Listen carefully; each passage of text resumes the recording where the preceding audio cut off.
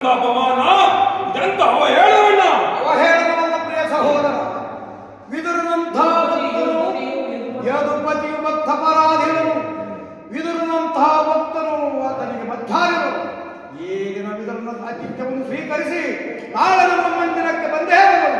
ಹೋಗು ಹೋಗು ಸಹೋದರ, ಅತಿಥಿ ಸತ್ಕಾರಕ್ಕೆ ಸಿದ್ಧನಾಗು. ಆದರೂ ರಾಯಭಾರಿಯಾಗಿ ಬಂದವನು ರಾಜ ಮರ್ಯಾದೆಯನ್ನು ತಿರಸ್ಕರಿಸುವುದು ಅವಮಾನಕರ. ಕುಲಜಲವೆಂಬ ಹಿಡಿದ ಪಂಥ ಆ ಪಂಡ ಭೀಮನ ಗುಂಡಿಗೆ ಸಿಡಿದ ಹೊರತಾಗಿ ನನ್ನ ಮನಸ್ಸು ಶಾಂತವಾಗುವುದು